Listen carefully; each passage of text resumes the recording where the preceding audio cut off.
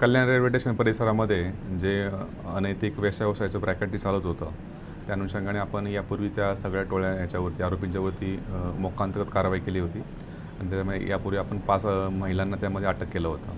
आमचे कल्याणचे ACP अशोक हनुमान यांच्या टीमने त्याच्यामध्ये चांगली कारवाई करून ते सगळे रॅकेट चालवण्याचा टोळी प्रमुख जो होता, त्याच्या टोळी प्रमुख आणि त्याचे अन्य साथीदार यांना आपण पश्चिम बंगालमधून आपल्या टीमने मागच्या 1 आठवड्यापासून आपली टीम त्या ठिकाणी होती आणि ACP हनुमान यांच्या टीमने त्यामध्ये 24 परगणा पश्चिम बंगाल या ठिकाणाहून त्याचा मुख्य टोळीचा जो सूत्रधार आहे त्याच्यामध्ये त्याचं नाव आहे तौफिक उर्फ टोप्या हिमायत सय्यद. याच्यावरती यापूर्वीचे पिटाचे आणि इतर मिळून असे 8 गुन्हे दाखल आहेत त्याला. आणि त्याचबरोबर ह्या गुन्ह्यातील एक फरार आरोपी आहे मेहता नारायण बारीक.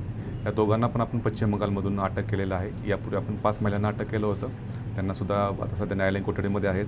सध्या दोन्ही आरोपींना आपण अटक केलेलं आहे आणि त्या दोन्ही आरोपींना दिनांक 18पर्यंत आपल्या न्यायालयाने त्यामध्ये रिमांड दिलेली आहे.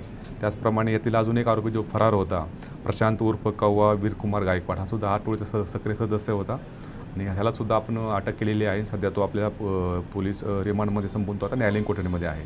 अशा प्रकारे आपल्या टीमने मागच्या 1 आठवड्याभरापासून ACP हनुमाने यांच्या मार्गदर्शनाखाली त्यांनी त्या ठिकाणी पश्चिम बंगालमध्ये गेले आणि पश्चिम बंगालमधूनच आपण ह्या दोन्ही आरोपींना त्यामध्ये अटक केलेली आहे. आणि असं एक हे पूर्ण रॅकेट जे आहे हे पूर्ण रॅकेट हे कल्याण स्टेशन परिसरामध्ये अवैध व्यवसाय चालत होता.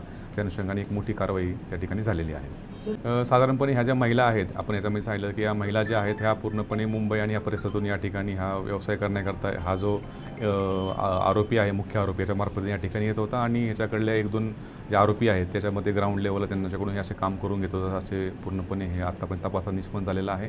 त्यामुळे आपण 20 ज्या पीडित महिला आहेत त्या पहिल्या महिलांची आपण यातून सुटका केलेली आहे आणि त्यांना आपण महिला सुधारगृहात सुद्धा पाठवलेलं आहे. आपली टीम जी आहे ती पश्चिम बंगालमध्ये मागच्या 1 आठवड्यापासून त्या ठिकाणी होती आणि अतिशय तो असा घनदाट परिसर आणि थोडासा त्या ठिकाणी आपले जे इन्फॉर्मेशन नेटवर्क आहे ते चांगल्या पद्धतीने वर्कआउट झाल्यामुळे आपल्याला ते आरोपी ज्या ठिकाणी आहेत त्या ठिकाणी आपल्याला मिळाले आणि स्थानिक पोलिसांची आपण त्या ठिकाणी मदत घेतली आणि त्या स्थानिक पोलिसांच्या मदतीने आपल्याला हे सगळे आरोपी पकडण्यामध्ये यश आलेलं आहे.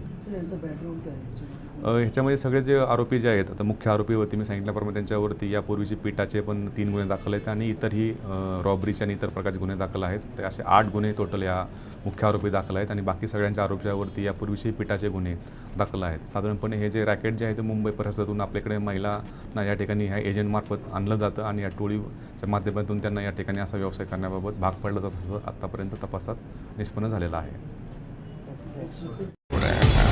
हे जरा वर बघा ना, समोर एवढे चांगले फोटो काढतोय मी तुमचे.